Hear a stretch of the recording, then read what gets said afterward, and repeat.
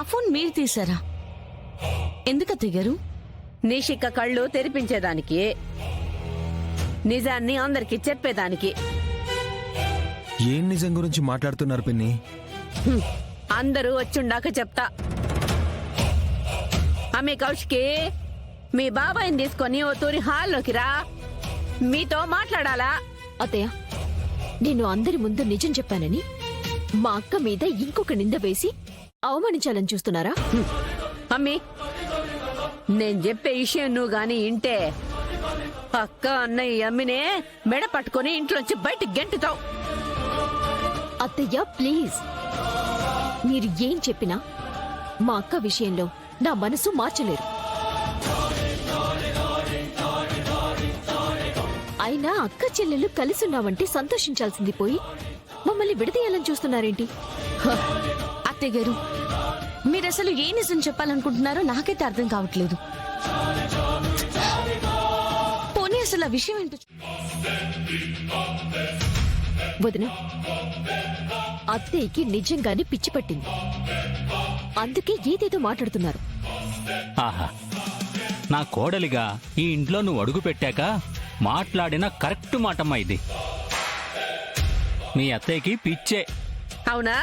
అయితే ఈ మెసేజ్లు చూడండి, మీకు పిచ్చి పడుతుంది.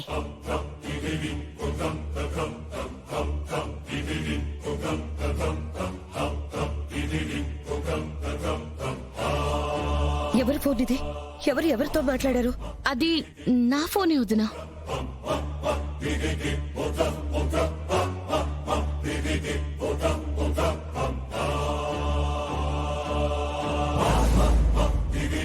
దాత్రి, నువ్వు సోనీతో చాట్ చేసినట్టు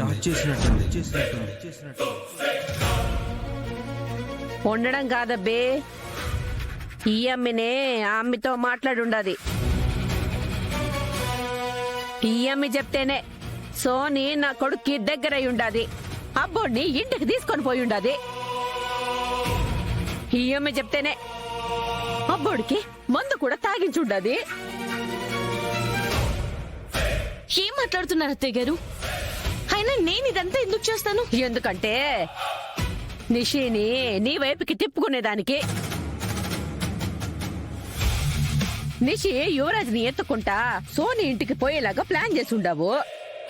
అక్కడికి పోయిండాక నీ ప్లాన్ ప్రకారము నిషిని ఓలేదో చేయబోతే నువ్వు కాపాడినట్టు నాటకం ఆడుండవు.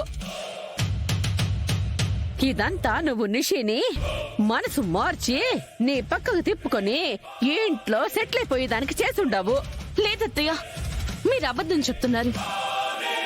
వదినా, నిషి నిజంగా అత్తయ్య గారు చెప్పింది ఏది నిజం కాదే. అసలు నాకు ఆ సోనికి ఏ సంబంధమే లేదు.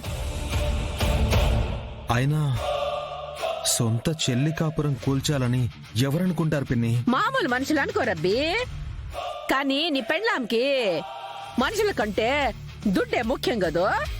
అందుకే చెల్లెలి కాపురం కూల్చి దాని మీద నిన్ను ఇంటి వారసుడి కుర్చీలో కూర్చోబెడదాం అనుకుంటా ఉండది. ఏం మాట్లాడుతున్నారు పిన్ని? మీరు చెప్పే ఏ పని జగదాత్రి ప్రాణం పోయినా చెయ్యదు. మిమ్మల్ని ఇట్ట నమ్మించే ఈ అమ్మి గమ్ముగా పని చేసుకుంటా పోతా ఉండది. అమ్మి నిషి, కాపురం నీది. ఈ అమ్మి మోసం చేయాలని చూస్తా ఉండేది నిన్ను. మొత్తం 8 మంది రెడీగా ఉన్నారు డాక్టర్. ఇంకో 12 మందిని రెడీ చేసుకుంటే ఈ బ్యాచ్ కి మన టార్గెట్ పూర్తవుతుంది. ఓకే బాయ్, అయితే నేను పని మొదలు పెడతా. మీరు మిగతా 12 మందిని తీసుకొచ్చేలోపు నేను 8 మంది ఆర్గాన్స్ తీసి రెడీ చేస్తా. ఓకే బాయ్, ఒక చిన్న డౌట్ అడగొచ్చా? కలిసి కోట్ల బిజినెస్ చేస్తున్నాం, నీకు ఆ మాత్రం హక్కు లేదా? అడుగు. సిటీలో ఇంతమంది అబ్బాయిల్ని అమ్మాయిల్ని కిడ్నాప్ చేస్తున్నాం కదా, ఆర్గాన్స్ తీసుకుని ఎక్స్పోర్ట్ చేస్తున్నాం కదా, మరి విషయం పోలీసులకు తెలియకుండా ఉంటుందా? పోలీసులకు తెలియకుండా ఎందుకుంటుంది డాక్టర్? ఖచ్చితంగా తెలుస్తుంది. తెలుస్తుందా?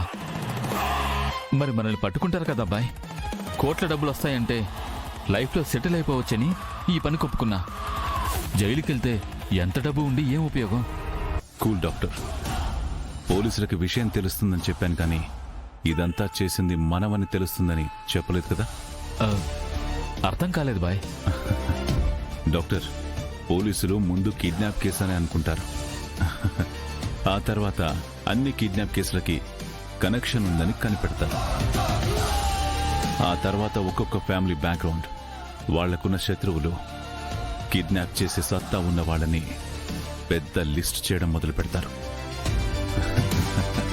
ఇప్పుడు అసలు కిడ్నాప్ అయిన ఎవరికి ఒకరితో ఒకరికి సంబంధం లేదని కనిపెట్టి ఇప్పుడు ఈ కిడ్నాప్స్ అన్ని ఒకరే చేసుంటారేమో అన్న డౌట్ మొదలవుతుంది. ఆ డౌటే ఇప్పుడు మొదలైతే ఇక మన వరకు రావడానికి ఎన్ని రోజులు పడుతుందో నువ్వే చెప్పు. చాలా రోజులు పడుతుంది బాయ్. అసలు కనిపెట్టడం ఇంపాసిబుల్. అదే మన ధైర్యం. ఆ లోపు మనం మన పనిని పూర్తి చేసుకుని బాడీస్ని డిస్పోజ్ చేసేసి నువ్వు కోట్లు తీసుకుని దుబాయ్ వెళ్ళిపోతావు.